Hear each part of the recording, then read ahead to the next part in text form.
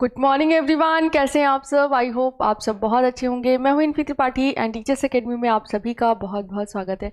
एक बार फिर से आपको बता दूं, टीचर्स एकेडमी का ही प्लेटफॉर्म है यूजीसी एकेडमी। तो यूजीसी के स्टूडेंट्स को वो प्लेटफॉर्म ज़रूर ज्वाइन करना चाहिए, क्योंकि उसमें आपको यूजीसी नेट का एक्सक्लूसिव कंटेंट मिलता है।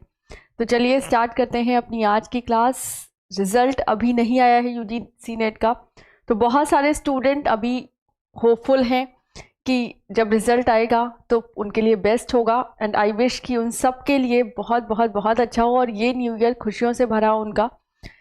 बट जो स्टूडेंट नई प्रिपरेशन करना स्टार्ट करना चाहते हैं, जो स्टूडेंट चाहते हैं कि उनको इस साल जून 2024 का यूजीसी नेट देना है और इस साल उनको जीआरएफ बनना है, तो आज से प्रिपरेशन स्टार्ट कर दीजिए, क्योंकि इतना आसान नहीं है। बहुत सारी चीज़ें आपसे ऐसी पूछी जाती हैं जो आपने पढ़ी तो है, बट एग्ज़ाम टाइम पे आपको एग्जामिनर की लैंग्वेज ही नहीं समझ में आएगी, तो आप क्या करेंगे। उसके लिए आपको प्रैक्टिस एंड प्रिपरेशन अभी से स्टार्ट करनी पड़ेगी। और कहते हैं ना, slow and steady wins the race. तो कोई ज़रूरत नहीं है कि 1 महीना 1.5 महीना रह जाए तभी आप स्टार्ट करें और कोशिश करें कि हम रेस को जीत जाएं। अगर आप कछुए की चाल से चलेंगे, फाउंडेशन बैच ज्वाइन करेंगे और पर डे 1-1 घंटे पढ़ेंगे, तो भी आप बहुत अच्छे से अपना सक्सेस निर्धारित कर सकते हैं। एक चीज़ और, फाउंडेशन बैच लॉन्च हो चुका है, उसकी क्लासेस भी आपको बस 1 जनवरी से लाइव क्लासेस मिलना स्टार्ट हो जाएंगी। तो फाउंडेशन बैच आप लोगों को ज़रूर ज्वाइन करना चाहिए, क्योंकि फाउंडेशन बैच से ये आपको हेल्प मिल जाएगी कि आपके ऊपर बर्डन नहीं पड़ेगा। पर डे आपको लाइव क्लास मिलेगी और प्रैक्टिस, उस टॉपिक का प्रैक्टिस भी आपको उसी टाइम पे हम करवा देंगे। उससे ये होगा कि किस तरह के क्वेश्चंस पूछे जाते हैं इसका भी आपको आइडिया हो जाएगा, और उस टॉपिक में क्या क्या आपको पढ़ना है ये सारी चीज़ें भी आप पढ़ लेंगे। तो 1 या 1.5 घंटे में आपका एक टॉपिक तैयार हो जाएगा, राइट। तो और इस तरह से अगर आप पढ़ेंगे तो जून तक आपके पास लगभग 180 दिन है, और 180 दिन में आप पूरे टॉपिक बहुत अच्छे से कवर कर सकते हैं और बिना बर्डन के। बहुत सारे लोग सोचते हैं कि हम एक दिन में 10 घंटे 12 घंटे पढ़ के निकाल लेंगे, लेकिन फिर आपको अपना सब्जेक्ट भी पढ़ना है। फर्स्ट पेपर में आप अगर उतना टाइम दे देंगे तो सब्जेक्ट कहीं ना कहीं लैक होगा, राइट। तो आपको अब स्ट्रैटेजी बनानी है और पर डे थोड़ा थोड़ा थोड़ा थोड़ा करके पढ़ना है, ठीक है। चलिए जल्दी से सभी लोग लाइव आ जाइए, और प्लीज़ अगर आप लाइव आते हैं तो एक बार एक्नॉलेज कर दिया करिए, गुड मॉर्निंग, विश, हेलो, हाय कुछ। तो जिससे, क्योंकि ये ऑनलाइन प्लेटफॉर्म है, यहाँ पे मुझे दिख नहीं रहे कि जैसे नंबर ऑफ़ स्टूडेंट्स तो देखते हैं कितने स्टूडेंट लाइव आ गए, बट जब तक कमेंट नहीं आता तब तक मज़ा नहीं आती, तब तक लगता नहीं है कि बच्चे जो है वो इंथुजियाज्म में है, राइट। तो ज़रूर अगर आप लाइव आएँ तो एक बार कॉमेंट ज़रूर कर दें, हेलो, हाय, गुड मॉर्निंग, कुछ भी जो आपका मन हो। इससे ये एक्नॉलेजमेंट मिल जाती है कि मेरे स्टूडेंट्स मुझसे जुड़े हुए हैं और वो पूरे इंथुजियाज्म के साथ इस साल जीआरएफ निकालने के लिए तैयार हैं, ठीक है। चले तो स्टार्ट करते हैं, क्वेश्चनर सीरीज अपनी स्टार्ट करते हैं। किस तरह के क्वेश्चन, जितने भी क्वेश्चन हैं ये सारे प्रीवियस ईयर में पूछे गए हैं, और ये सारे क्वेश्चन आपके लिए इंपॉर्टेंट हैं। और एक बार बताऊं, जब आपको क्लासेस बोरिंग लगने लगे, बोरिंग लगने का मतलब कि इस वजह से बोरिंग लगने लगे कि जैसे ही क्वेश्चन आया और आपने आंसर दे दिया और मैम उसको एक्सप्लेन कर रही हैं अभी और हमारा आंसर निकल गया, इट मीन्स कि आपका वो टॉपिक तैयार हो चुका है। तो हमेशा याद रखिए कि अगर आपका टॉपिक तैयार हो गया है तो इसका मतलब है कि किसी भी प्रकार का क्वेश्चन आएगा, उस टॉपिक से अगर क्वेश्चन आ गया तो किसी भी लैंग्वेज में आएगा, वो आप आसानी से कर लेंगे। जब ये वाली महारत आपने हासिल कर ली, इसका मतलब कि वो टॉपिक तैयार हो गया और आप यूजीसी नेट के लिए भी तैयार हैं, ठीक है। चलें तो देखते हैं, अगर आपने प्रीवियस 2 क्लासेस कंटिन्यू की हैं तो देखते हैं आज की क्लास में कितने क्वेश्चंस आप अपने आप से कर पाते हैं और अपने आप से उनका आंसर बता पाते हैं। तो चलिए स्टार्ट करते हैं क्वेश्चन नंबर 1 से। ये क्वेश्चन कल मैंने आपको होमवर्क में दिया था, कितने लोगों ने इस क्वेश्चन का आंसर निकाला है प्लीज़ कमेंट बॉक्स में बताएं कि कितने लोग इस क्वेश्चन का आंसर दे चुके हैं या इस क्वेश्चन को उन्होंने सीरियसली सॉल्व किया है। देखिए अभी थोड़ा सा है ना कि रिजल्ट भी नहीं आया, आंसर की भी नहीं आई, और अभी तो एग्ज़ाम्स ख़त्म हुए हैं तो हम थोड़ा सा ले डाउन हो गए, थोड़ा सा लेज़ी हो गए। नहीं, ज़रूरत नहीं है। अभी से अगर आप कमर कसेंगे, अभी से पढ़ना स्टार्ट करेंगे तो एग्ज़ाम आते आते आपके पास कोई बर्डन नहीं होगा और आप बहुत आसानी से एग्ज़ाम क्रैक कर लेंगे और आपको पता भी नहीं चलेगा। लेकिन आपको ईमानदार ज़रूर होना पड़ेगा उसके लिए, ठीक है। चलें तो स्टार्ट करते हैं। क्वेश्चन नंबर 1 ये आपका है। नंबर्स पे मत जाएं क्योंकि मैंने बीच बीच से क्वेश्चंस लिए हैं कि जो इंपॉर्टेंट क्वेश्चन है, जो 2023 दिसंबर में पूछे गए हैं, उस तरह से क्वेश्चंस मैं आपसे पूछ रही हूँ, राइट। जैसे जब दो खोसट आधारी अंकों C और D को एक साथ जोड़ा जाता है तो कौन सा खोसट आधारी अंक प्राप्त होगा? ये बोल रहे हैं, अच्छा यहाँ पे आई गेस नंबर नहीं दिया गया है आपका कि किस, अच्छा C और D को जोड़ा जाता है तो कौन सा नंबर प्राप्त होगा, ये आपको बताना है। देखिए, खोसट आधारी का मतलब है हेक्साडेसिमल।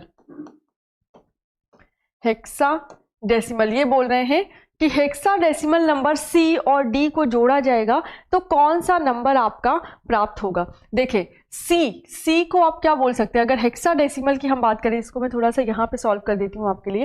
हेक्साडेसिमल की बात करें तो हेक्साडेसिमल में 1 से लेके 9 तक के नंबर होते हैं और उसके बाद आपका स्टार्ट हो जाता है A, B, C, D and E, right. तो यहाँ पे क्या है, A, B, C, D and E, और ये बोल रहे हैं C और D।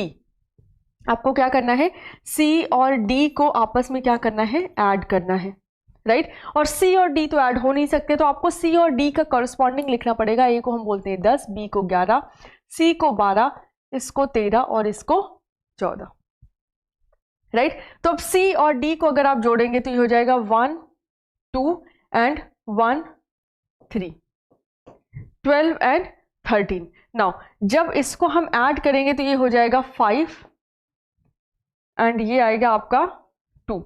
लेकिन यहाँ पे ये जो 25 आया है, क्योंकि हमने ऐड किया है 12 एंड 13, तो ये 2 और 5 नहीं आ सकता। यहाँ पे क्या आना चाहिए था आपका, ये जो 25 आया है, ये 25 ना आके आपका यहाँ पे क्या आना चाहिए, क्योंकि आपने 12 और 13 नहीं जोड़ा, आपने जोड़ा है C एंड D को जोड़ा है, तो आपका आना चाहिए था 19, राइट। क्या आएगा, 19 आएगा यहाँ पे। इसको अभी हम करते हैं B का। देखिए, द्विआधारी संख्या 10 का दशमिक मान जिसका आधार 2 है क्या होगा, डेसिमल वैल्यू बतानी है इसकी।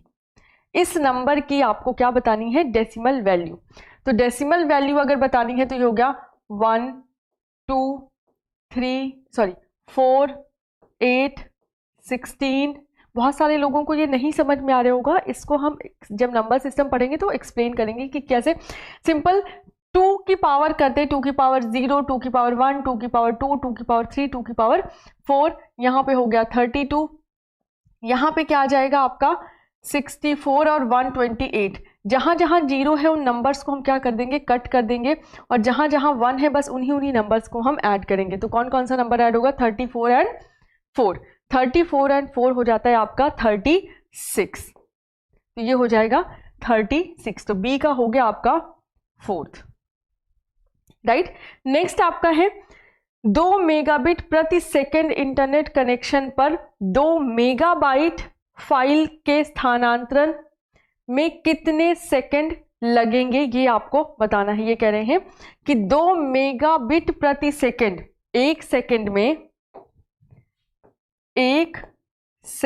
में कितने मेगाबिट, 2 MB, या फिर आप इसको कह सकते हैं 2 MB पर सेकंड।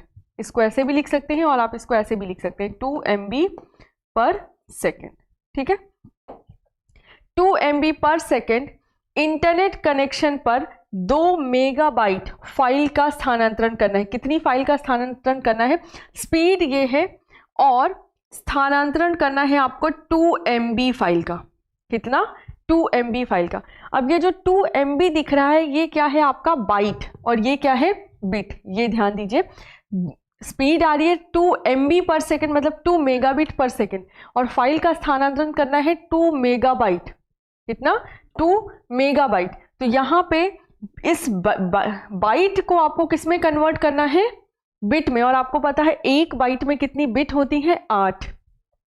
तो इसको जब आप कन्वर्ट कर देंगे बिट में तो ये हो जाएगा 2 × 8 मेगा बिट, क्योंकि इस बाइट को आपने किस में कन्वर्ट कर दिया, बिट में, और आपको पता है एक बाइट में 8 बिट होती है, तो 8 से हमने क्या कर दिया, यहाँ पर गुणा कर दिया। अब इतनी फाइल को ट्रांसफर करना है, अगर बिट की बात करें तो इतना 16 MB की फाइल को ट्रांसफर करना है, किस स्पीड से, 2 Mbps की, एक सेकेंड में 2 Mbps टोटल ट्रांसफर करना है 16। तो क्या करेंगे, 16 भागे 2, तो ये हो जाएगा 8। टोटल कितना आ जाएगा 8, ठीक है। 8 सेकेंड आपको लगेंगे, पूछा गया ना कितना समय लगेगा, तो टोटल समय लगेगा 8। यहाँ पे आंसर है फर्स्ट, राइट। नेक्स्ट, यदि 1 गीगाबाइट बराबर, यहाँ पे 2p नहीं है, 2 की पावर p होगा। यदि 1 GB बराबर 2 की पावर p, तो p का मान क्या होगा, ये आपको बताना है कि p का मान क्या होगा। ये पूछ रहे हैं कि यहाँ पे 1 GB बराबर 2p, तो आपको किस में बताना है, बाइट में, या ये आपका बाइट होगा, 2p bite, right, 2p bite. तो आपको बताना है कि बाइट का मान, p का मान क्या होगा। देखें, ये आपका है 1 GB, 1 GB, 1 GB बराबर 2 की पावर p बाइट, ठीक है। तो यहां पे आपको पता है कि 1 GB बराबर होता है 1024 MB, है ना। और इसी 1024 को MB को हम लिख सकते हैं 2 की पावर 10 MB, राइट। क्या लिख सकते हैं, 2 की पावर 10 MB। नाउ 1024, अब आपको पता है कि इस MB को अगर हम KB में कन्वर्ट करें तो ये हो जाएगा 2 की पावर 10 इंटू 2 की पावर 10 KB। और इस KB को अगर बाइट में कन्वर्ट करें तो ये क्या हो जाएगा, 2 की पावर 10 इंटू 2 की पावर 10 इंटू 2 की पावर 10 बाइट, राइट। तो इसको अगर आप जोड़ देंगे तो ये हो जाएगा 2 की पावर 30 बाइट, राइट। तो P का मान क्या आ गया, P यही तो था, P का मान आ गया 30। P का मान क्या आएगा यहाँ पर, 30। यहाँ पे अगर देखें तो P का मान है 30, 3।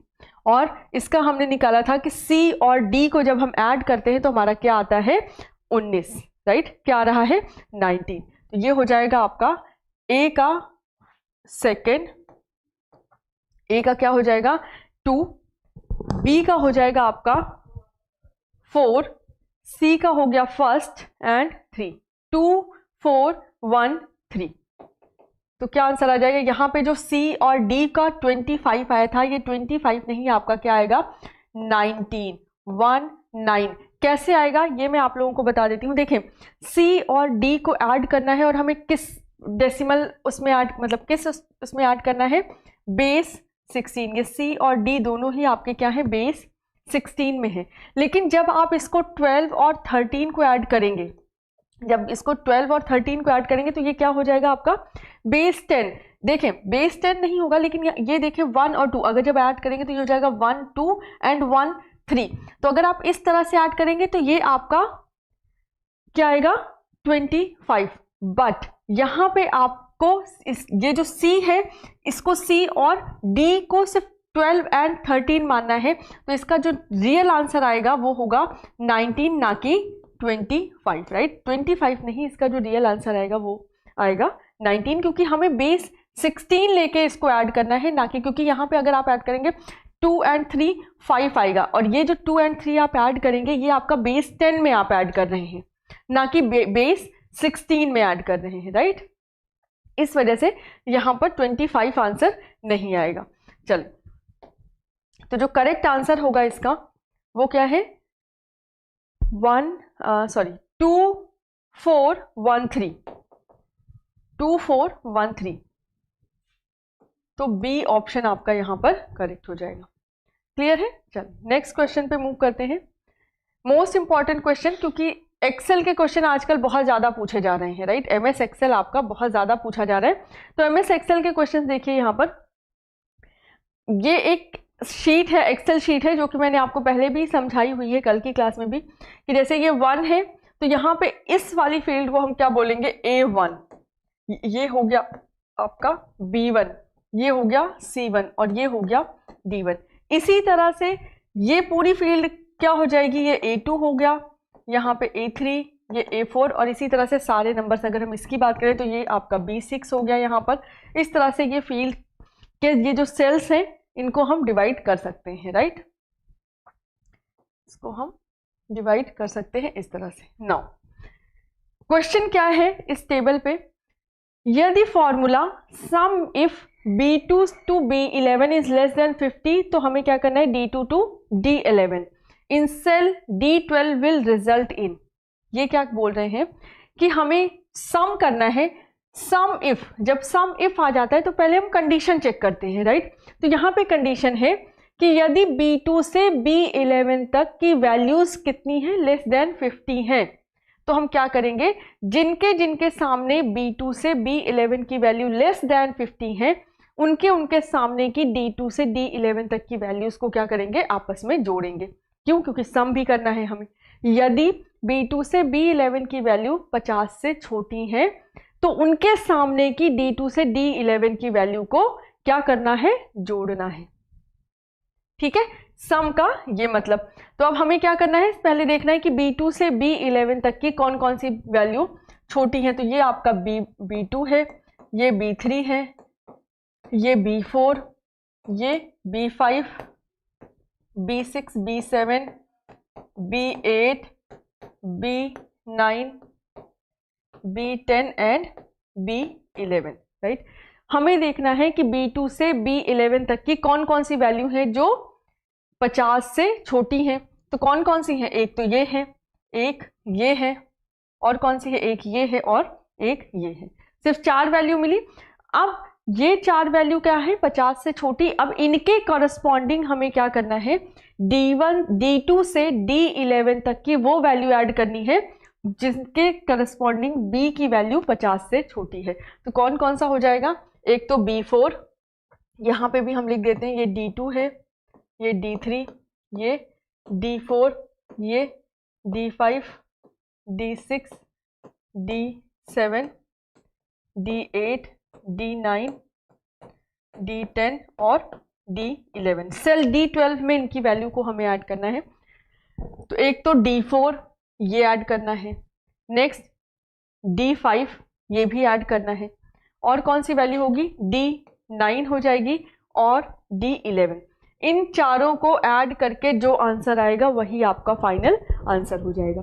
ठीक है, तो कौन कौन सी वैल्यू है, 70, 62, 57 और 65। तो इन दोनों को ऐड करें तो ये हो जाएगा 132। इन दोनों को ऐड करें तो हो जाएगा 122। इसमें 122 ऐड कर दीजिए, हो जाएगा 4, 5 एंड 2, 254। तो क्या आंसर आ जाएगा, 254। देखिए ऑप्शन है बिल्कुल, तो बी ऑप्शन आपका यहाँ पर करेक्ट हो जाएगा। ठीक है, बी ऑप्शन आपका यहाँ पर करेक्ट हो जाएगा। गुड मॉर्निंग निधि। चलिए, तो अब इस तरह के जितने भी क्वेश्चंस आएंगे, नंबर सिस्टम के जो भी क्वेश्चंस आएंगे, वो आप बहुत आसानी से सॉल्व कर सकते हैं, आई होप। या फिर MS एक्सेल के जो भी क्वेश्चंस आएंगे वो आप आसानी से सॉल्व कर सकते हैं, क्योंकि नंबर सिस्टम भी मैंने बहुत अच्छे से पढ़ाया है और MS एक्सेल के क्वेश्चंस भी मैंने आप लोगों को कराए हैं। और एक चीज़ और, नंबर सिस्टम बहुत आसान है, लेकिन आप यही सोच के कि इसको तो बस कन्वर्ट करना है, हो जाएगा, हवा में नहीं। जब तक आप प्रैक्टिस नहीं करेंगे तब तक एग्जाम में आप नहीं कर पाएंगे। क्योंकि मेरी एक फ्रेंड है, उसको मैंने नंबर सिस्टम पढ़ाया था, बहुत अच्छे से समझ में आ गया था सब कुछ, बट उसने प्रैक्टिस नहीं की और एग्जाम में जाके उसने उल्टा कर दिया। मतलब जहाँ पे डिवाइड करना था वहाँ पे मल्टीप्लाई करके आई है, और जहाँ पे मल्टीप्लाई करना था वहाँ पे डिवीजन लगा के आई है। तो ये वाली प्रॉब्लम्स हो सकती हैं, ये सारी चीज़ें आपके साथ हो सकते हैं, और आंसर आपको दोनों ही मिल जाएंगे।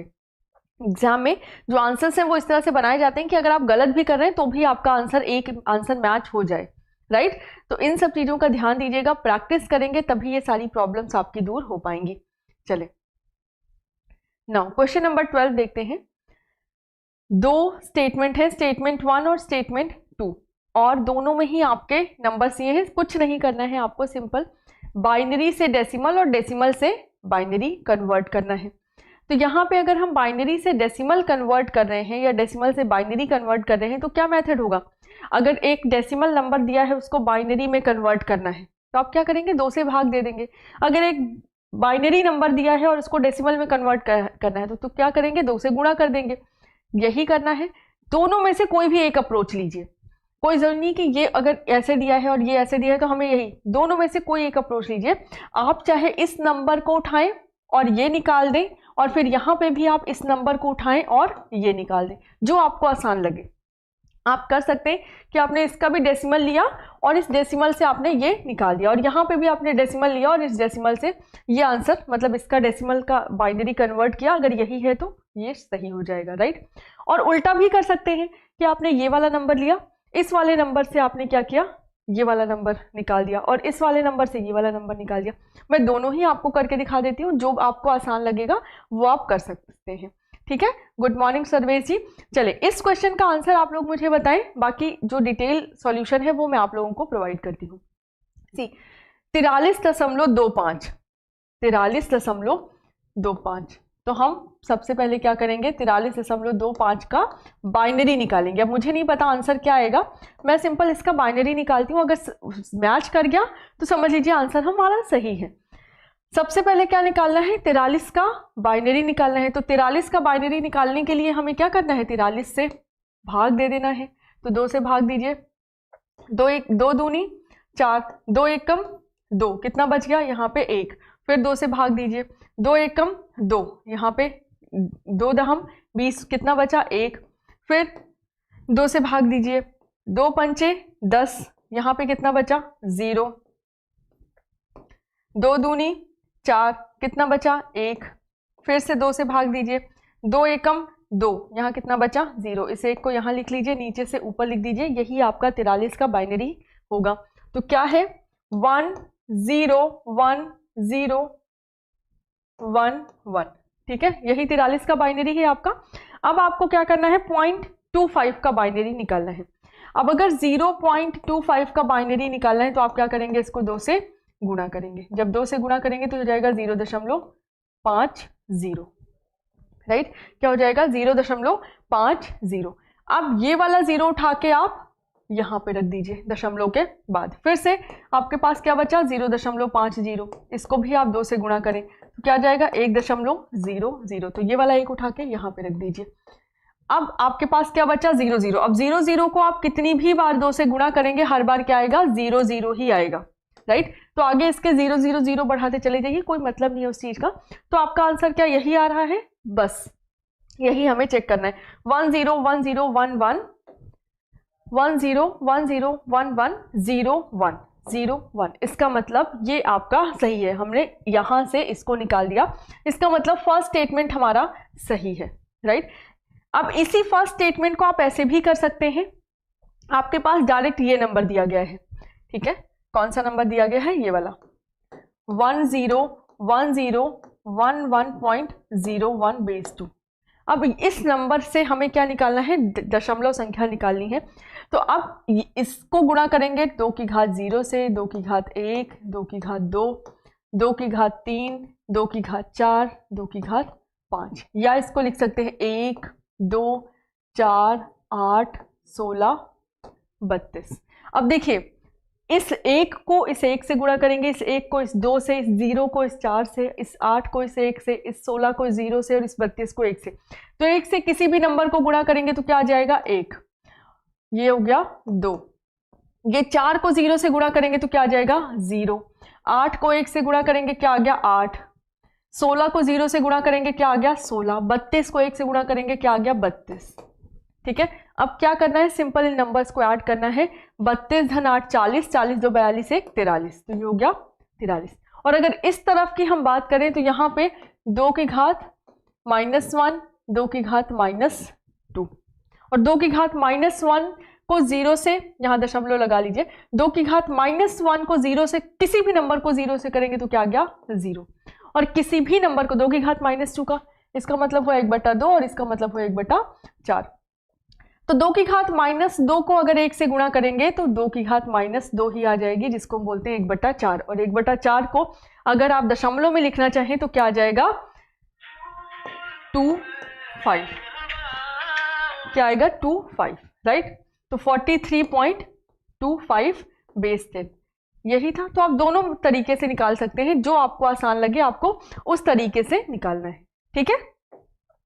चलिए, तो इस फर्स्ट स्टेटमेंट तो आपका करेक्ट हो गया। अब सेकंड स्टेटमेंट की बात करते हैं। सेकंड स्टेटमेंट है आपका, पहले हम इधर से निकालते हैं 14.625, 14.625 बेस 10। इसका भी हम क्या निकालेंगे बाइनरी निकालेंगे। देखिए कैसे निकालते हैं। 14 है, इसको हम क्या करेंगे, 2 से भाग करेंगे। वैसे तो 15 तक आपको रटा होना चाहिए, मैं यही बोलती हूँ कि 15 तक की लिस्ट पूरी ले लीजिए और बहुत आसान होता है, आप रट सकते हैं।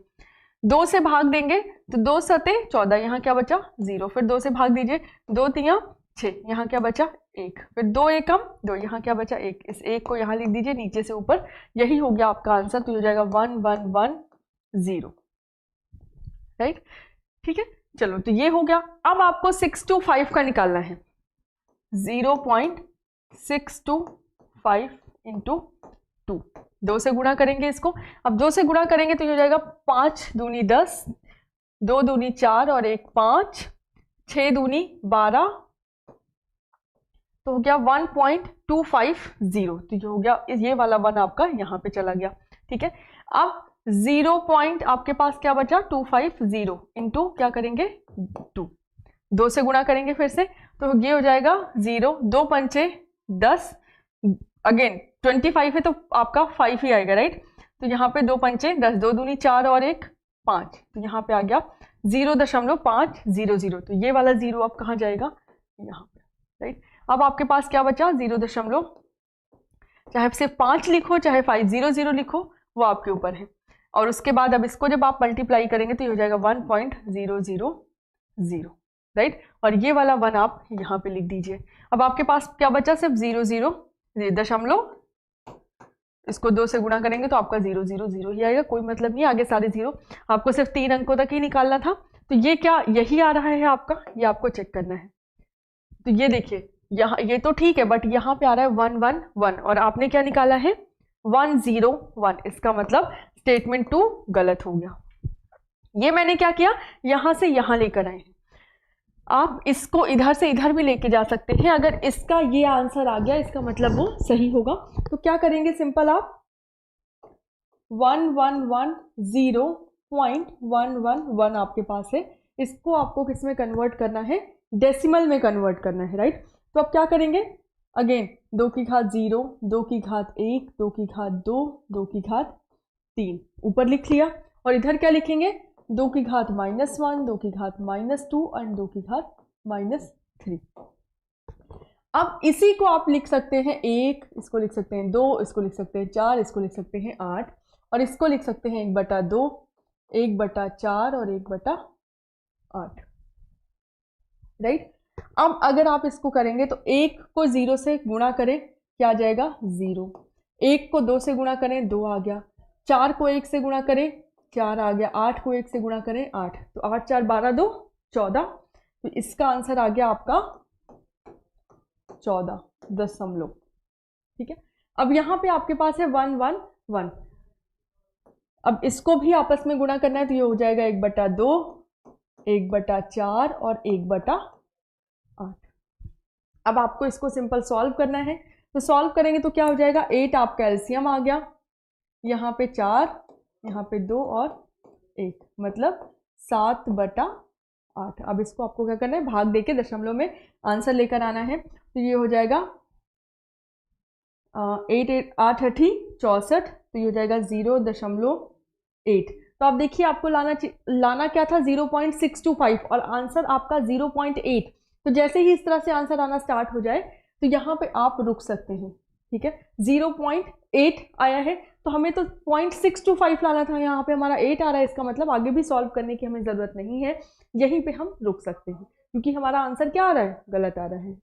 ठीक है, चल तो यहाँ पे समझ में आ गया कि सेकंड स्टेटमेंट गलत क्यों है। मैंने दोनों तरफ से आपको बता दिया है कि अगर आप इधर से इधर जाएंगे तो भी और इधर से इधर आ रहे हैं तो भी। ठीक है, तो फर्स्ट स्टेटमेंट करेक्ट है और सेकंड स्टेटमेंट आपका फॉल्स है, तो सी ऑप्शन यहाँ पर करेक्ट हो जाएगा। नेक्स्ट क्वेश्चन अगर हम देखें,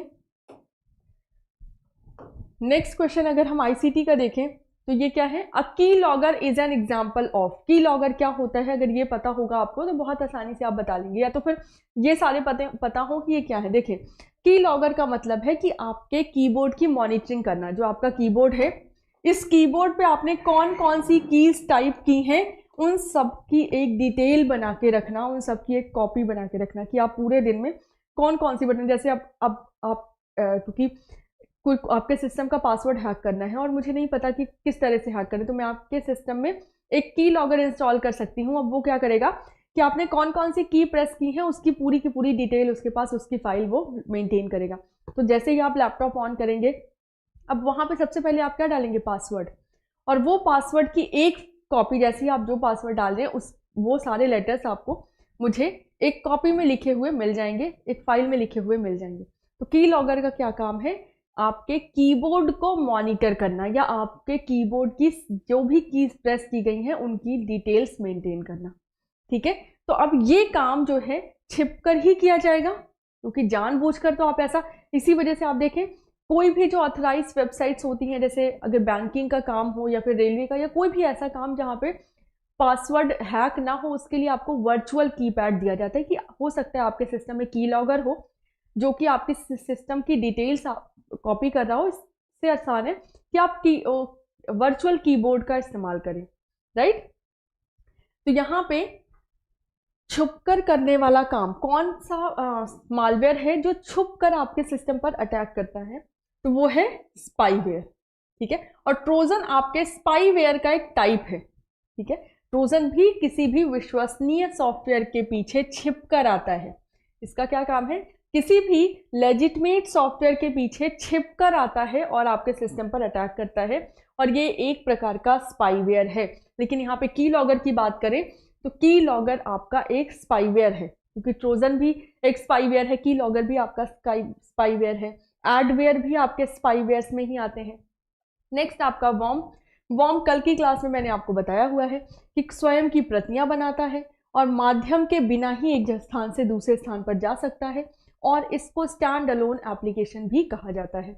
लॉजिक बॉम्ब आपका ऐसा मालवेयर है जो पूर्व निर्धारित स्थितियां उत्पन्न होने पर रिएक्ट करता है। पूर्व निर्धारित स्थितियों का मतलब है कि आपके सिस्टम में जैसे आज इंस्टॉल कर दिया गया, लेकिन इसके अंदर जो एक तरह से टाइम बॉम्ब की तरह है कि टाइम फिक्स कर दिया कि आपको इतनी तारीख को इतने बजे एक्टिव होना है, तो वो उतने दिन तक इनएक्टिव आपके सिस्टम पर बैठा रहेगा, आपको पता भी नहीं चलेगा, और जैसे ही टाइम पूरा हो जाएगा उस टाइम पर उतने बजे वो एक्टिव हो जाएगा। इसको हम बोलते हैं लॉजिक बॉम्ब, राइट। और इस क्वेश्चन का जो राइट आंसर है वो है बी।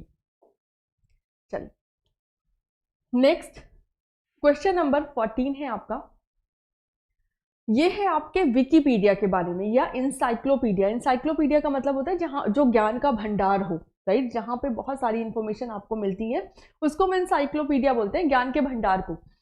तो free online encyclopedia such as Wikipedia. अब विकिपीडिया भी आपका एक तरह का इंसाइक्लोपीडिया है, क्योंकि वहाँ पे भी आपको फ्री ऑफ कॉस्ट बहुत सारे आर्टिकल्स पढ़ने को मिल जाते हैं। किसी के बारे में अगर आपको बेसिक इंफॉर्मेशन चाहिए तो आप विकिपीडिया पढ़ सकते हैं।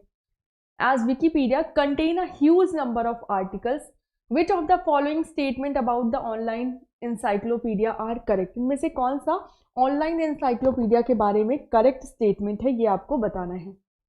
फर्स्ट है, people can search the relevant articles for a topic quickly. तो बिल्कुल सही बात है कि लोग किसी विषय के लिए प्रासंगिक लेखों को शीघ्रता से खोज सकते हैं, क्योंकि विकिपीडिया में अगर आपको कुछ नहीं समझ में आ रहा है, किसी भी चीज की इंफॉर्मेशन चाहिए, तो आप विकिपीडिया ओपन कर सकते हैं उसका, राइट। तो ये आपको ए ऑप्शन तो करेक्ट है। सेकंड है, the articles have no copyright. ये बोल रहे हैं कि जो आर्टिकल्स उसमें लिखे गए हैं उनमें कॉपीराइट नहीं है। ये स्टेटमेंट आपका गलत हो जाता है। क्यों गलत हो जाता है, क्योंकि जो भी कंटेंट है विकिपीडिया के, ये थोड़ा सा कंफ्यूजिंग हो जाता है लोगों के लिए, क्योंकि जो भी कॉपीराइटेड कंटेंट है उसको भाई हम कहीं यूज़ नहीं कर सकते, लेकिन विकिपीडिया का कंटेंट तो हम हर जगह यूज़ कर सकते हैं। तो विकिपीडिया का जो कॉपीराइट है वो पब्लिक डोमेन का कॉपीराइट है, राइट, कि पब्लिकली आप यूज़ कर सकते हैं, बट आपको रेफरेंस देना पड़ेगा कि ये विकिपीडिया से, ये इन्फॉर्मेशन हमने विकिपीडिया से ली हुई है, राइट।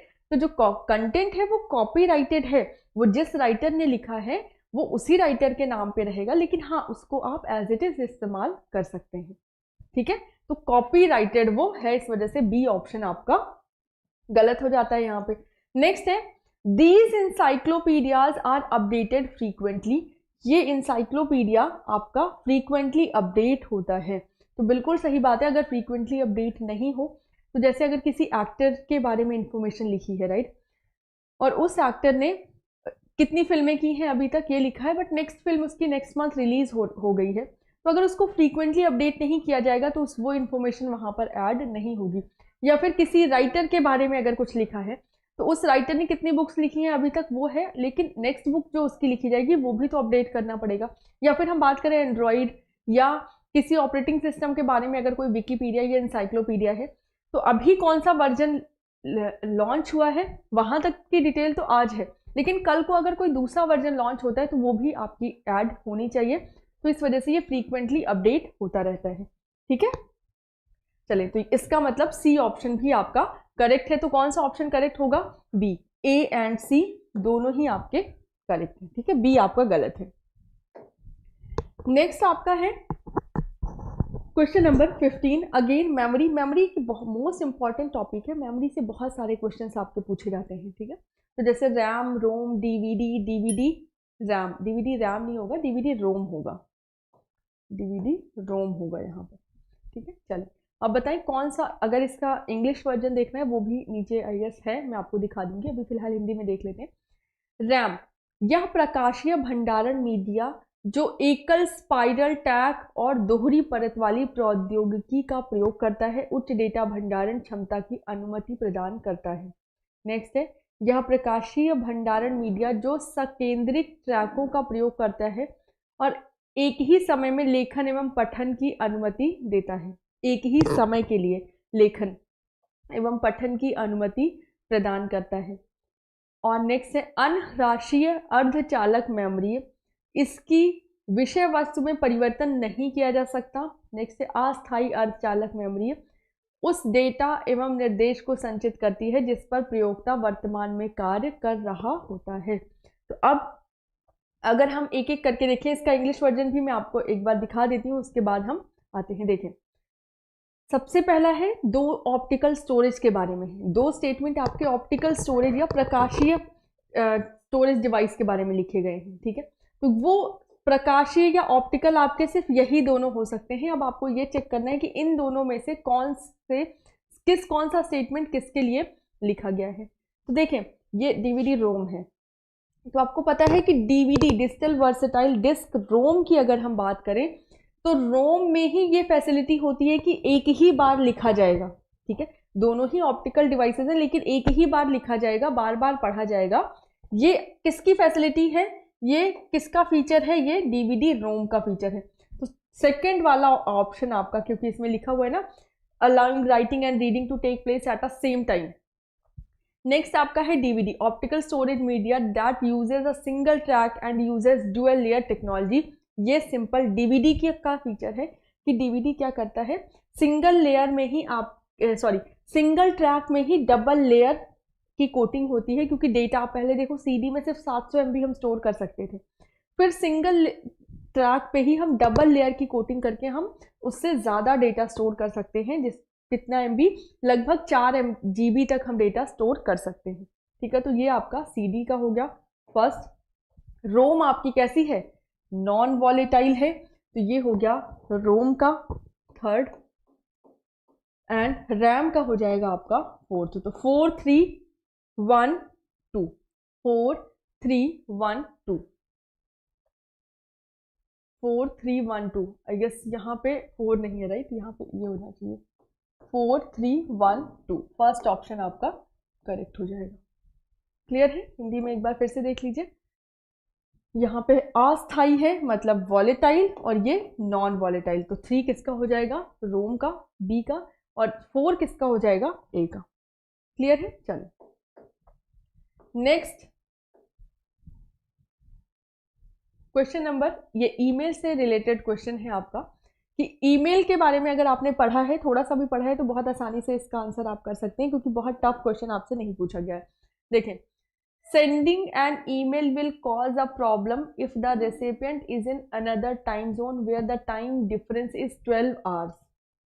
ये कह रहे हैं कि किसी भी व्यक्ति को ईमेल भेजना कठिन हो जाता है यदि वो अलग टाइम जोन में रहता है। जैसे आप अगर इंडिया में हैं और किसी को अमेरिका में ईमेल भेजना है, तो क्योंकि टाइम जोन अलग अलग है, इस वजह से आप ईमेल नहीं भेज सकते हैं, राइट? या फिर अगर आप अरुणाचल प्रदेश में हैं तो गुजरात में आप ईमेल नहीं भेज सकते हैं। क्यों? क्योंकि अरुणाचल प्रदेश और गुजरात के टाइम में लगभग 1-1.5 घंटे का डिफरेंस होता है, right.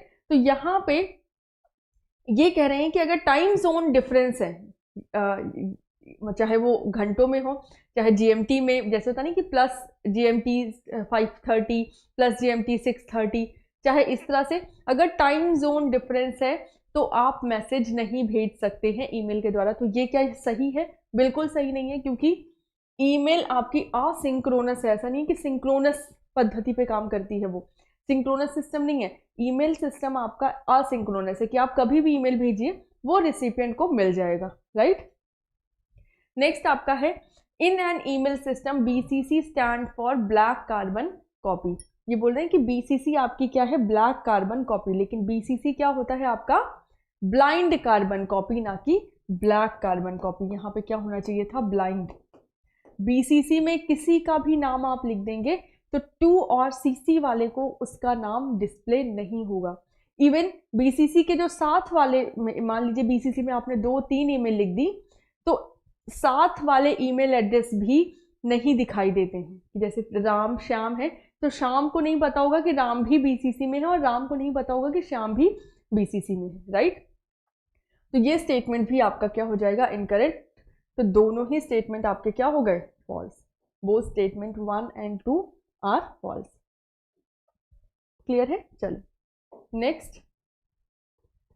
Good morning Umesh, good morning Maya, Mamta very good morning. चलिए इस क्वेश्चन का आंसर दे। स्वयं से, स्वयं प्रभा से है, और स्वयं और स्वयं प्रभा तो आपके एग्जाम में छाया रहता है हर साल।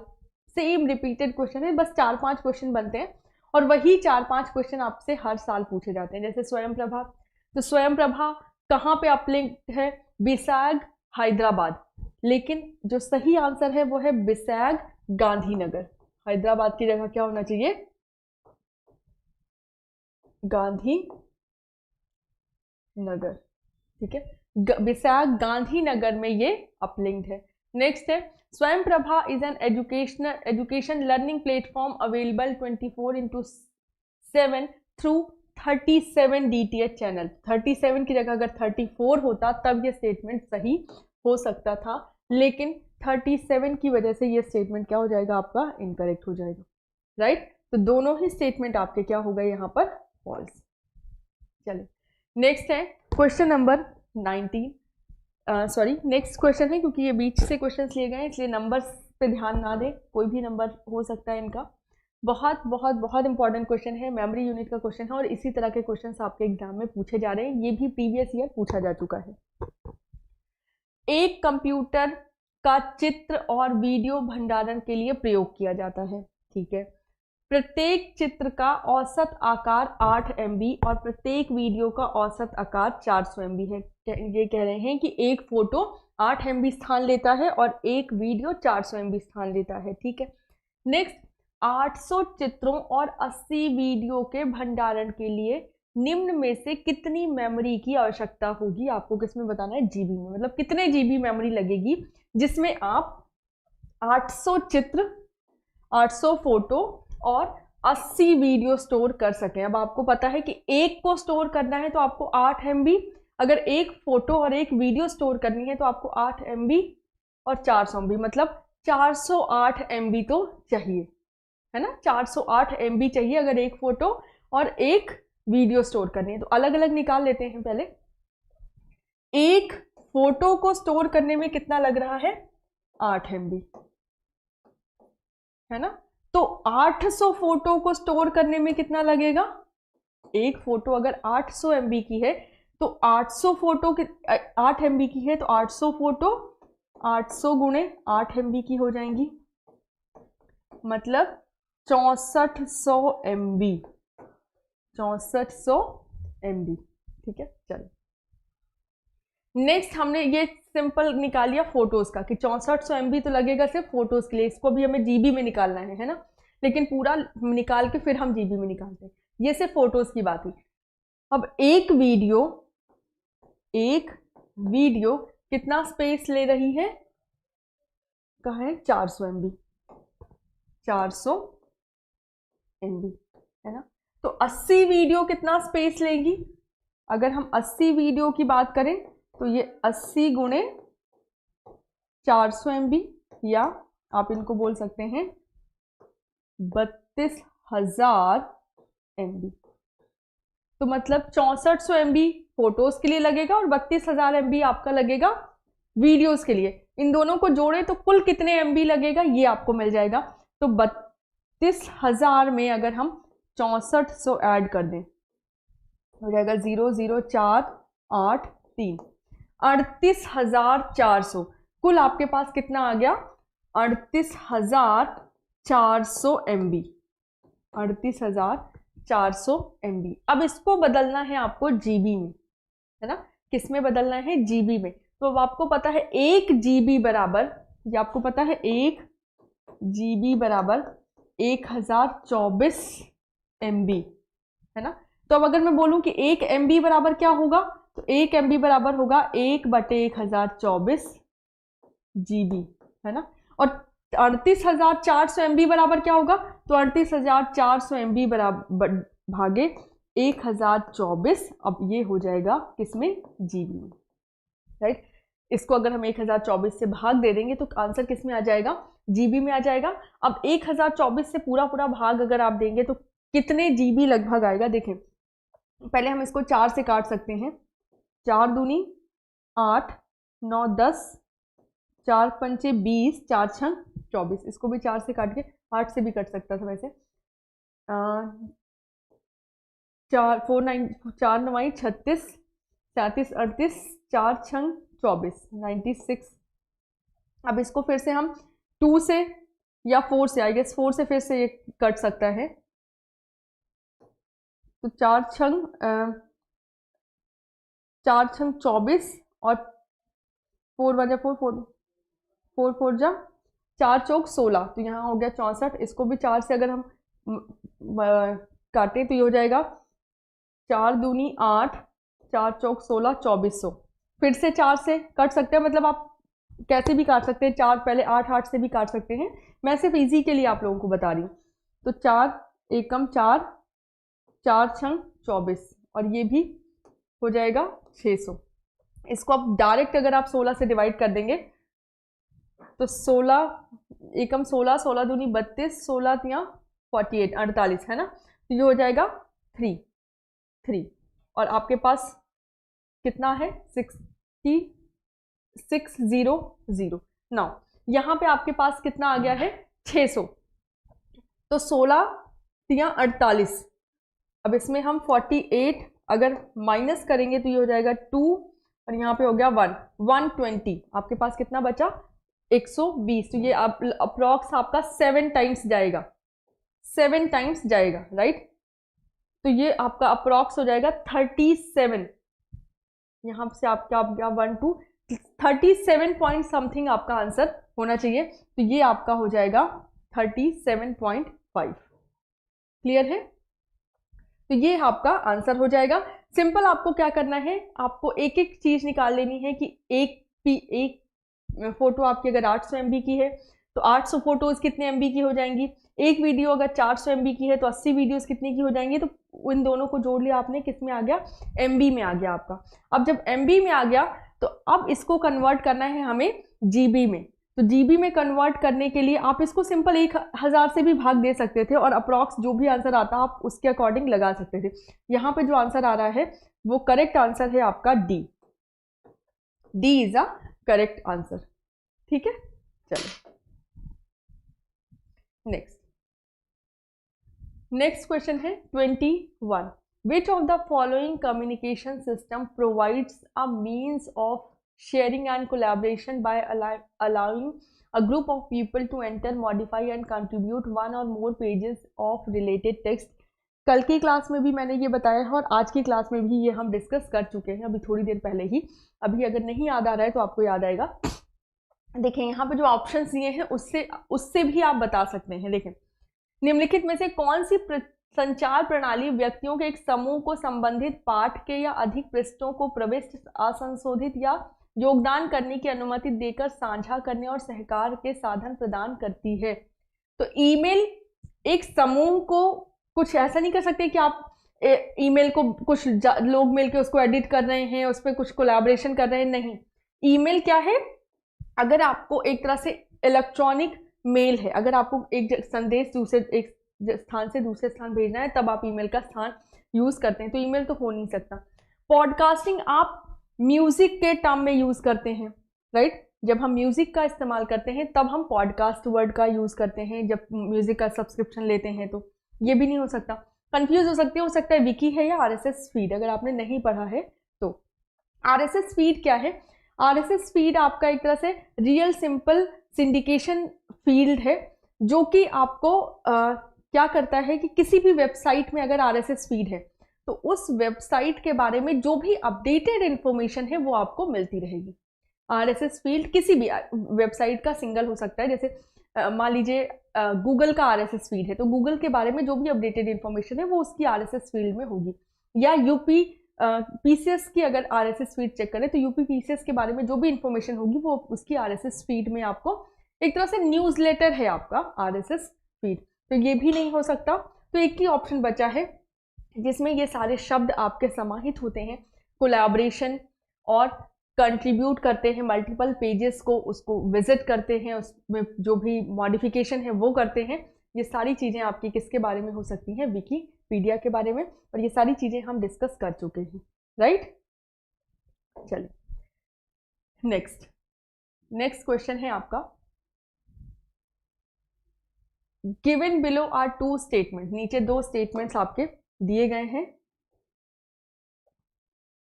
अभी आपका एक क्वेश्चन और है, चलो नीचे आपके 2 स्टेटमेंट दिए गए हैं और इन दोनों स्टेटमेंट में आपको बताना है कौन सा गलत है और कौन सा सही। पहला है EEP रोम, यहाँ पे रोन नहीं होगा, रोम होगा, stands for electronically extendable programmable read only memory. लेकिन आपको पता है कि रोम के 5 पार्ट हैं, राइट, और उन 5 पार्ट का क्या क्या नाम है। सबसे पहले ये मैं लिख देती हूँ आपका कि रोम को हम कितने भागों में डिवाइड करते हैं, टोटल 5 भागों में डिवाइड करते हैं। पहला आपका आता है मास्क्ड रोम, क्या है, मास्क्ड रोम। सेकंड आपका आता है प्रोग्रामेबल रोम, रोम मतलब read only memory, read only memory, programmable रोम। नेक्स्ट आपका आता है ईपी रोम, इसको हम बोलते हैं पी रोम, इसको बोलते हैं एम रोम। नेक्स्ट आपका आता है ईपी रोम, जिसको हम बोलते हैं इरेजेबल प्रोग्रामेबल रोम, इरेजेबल प्रोग्रामेबल रोम, जिसको बोलते हैं ईपी रोम, राइट। नेक्स्ट पार्ट आपका आता है इलेक्ट्रिकली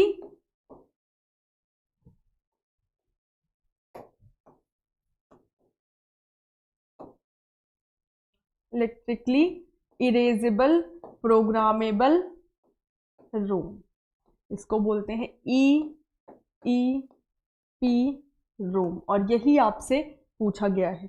तो क्या जो डेफिनेशन इसकी जो फुल फॉर्म दी गई है वो सही है? बिल्कुल सही नहीं है, क्योंकि इसकी फुल फॉर्म है इलेक्ट्रिकली इरेजेबल प्रोग्रामेबल रोम। नेक्स्ट है आपका फ्लैश रोम, फ्लैश रोम। ये 5 पार्ट है और यही 5 पार्टों में से एक पार्ट आपसे या एक टाइप आपसे पूछा गया है। इलेक्ट्रिकली इरेजेबल प्रोग्रामेबल रोम इसका फॉर्म होगा, इलेक्ट्रिकली या इलेक्ट्रॉनिकली दोनों कह सकते हैं, बट यहाँ पे इलेक्ट्रिकली जो एक्सटेंडेबल है वो वहाँ उसकी जगह पे होना चाहिए erasable programmable read only memory, ठीक है।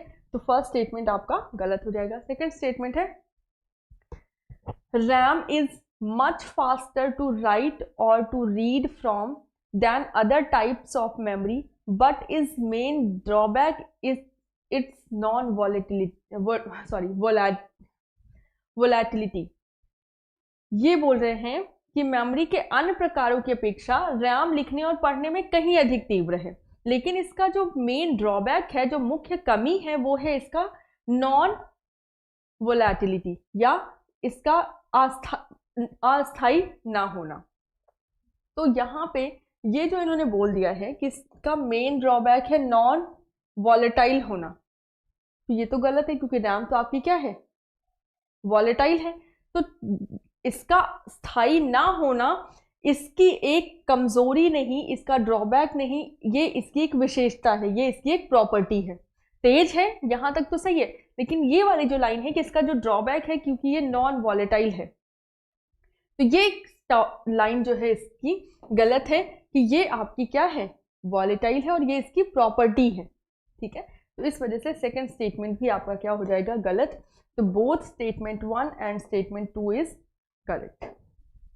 नेक्स्ट आपका आज का लास्ट क्वेश्चन है ये, आई गेस, है ना, इसके अलावा कोई क्वेश्चन नहीं है। हाँ, ये आपका आज का लास्ट क्वेश्चन है। चलिए देखते हैं, which of the following statements about email address spoofing is true. इनमें से ईमेल एड्रेस स्पूफिंग के बारे में कौन सा स्टेटमेंट ट्रू है। पहला, email address spoofing in copying an email to other staff. मैं पहले आपको बता देती हूँ कि ईमेल स्पूफिंग का मतलब क्या होता है।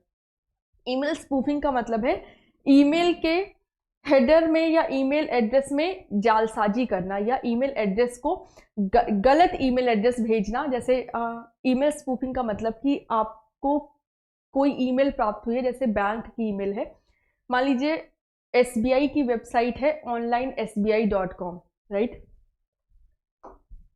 onlinesbi.com। अब ये ईमेल है एसबीआई की, ये ऑथराइज्ड ईमेल है, मतलब वेबसाइट, या फिर gmail.com, onlinesbi.com, इसके आगे कुछ इनका यूजर नेम है। ठीक है, तो ये आपकी मान लीजिए इनकी ऑथराइज्ड ईमेल है। नाउ ये क्या करते हैं, जो फॉर्जरी कर रहे हैं या फिर जो जालसाजी कर रहे हैं वो क्या करेंगे, सेम sbi.com।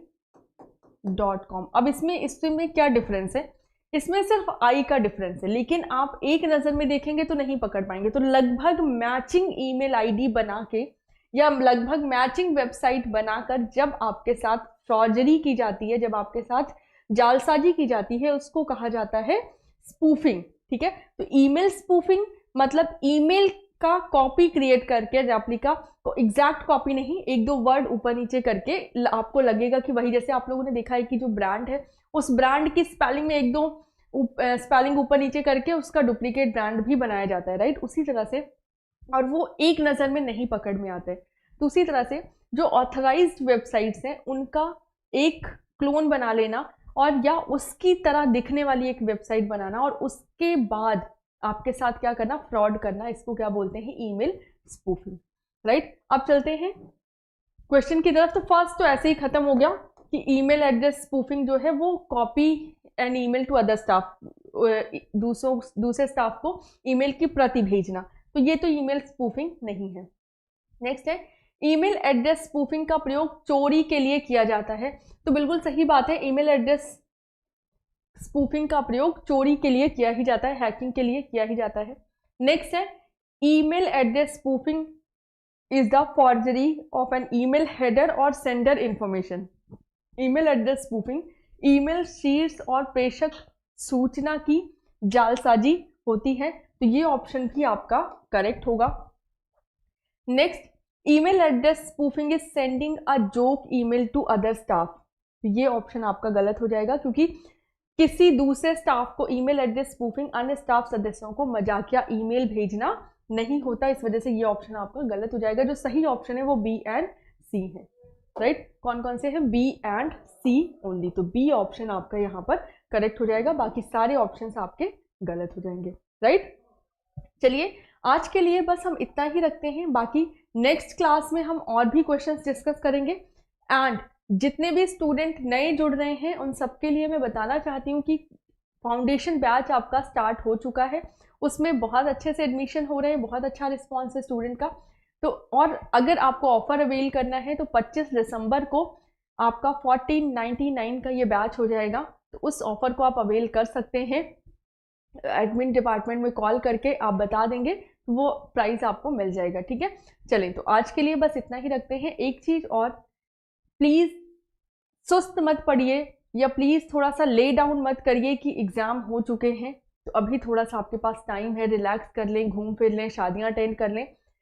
अपनी स्टडीज़ को कंटिन्यू रखें। अगर आप डेली नहीं पढ़ पा रहे हैं तो वीकली गोल बना के पढ़ें, लेकिन पढ़ाई को जारी रखें, ठीक है। वीकली गोल का मतलब है कि अगर आप पर डे, जैसे हम सोचते हैं ना कि एक दिन में मुझे 2 घंटे पढ़ने या 3 घंटे पढ़ने, क्योंकि अभी स्टार्टिंग फेज है, जून में एग्जाम है, अगर 2-3 घंटे भी आप पढ़ते हैं तो आपका काम हो जाएगा।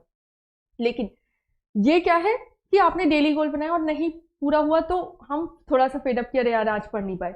उससे अच्छा है, क्योंकि हम बड़े हो चुके हैं, हमारे पास और भी जिम्मेदारियां आ चुकी हैं, तो उससे अच्छा है कि आप क्या करें, वीकली गोल बनाएं कि एक हफ्ते में मुझे 15 घंटे पढ़ने हैं या एक हफ्ते में मुझे 20 घंटे पढ़ने हैं।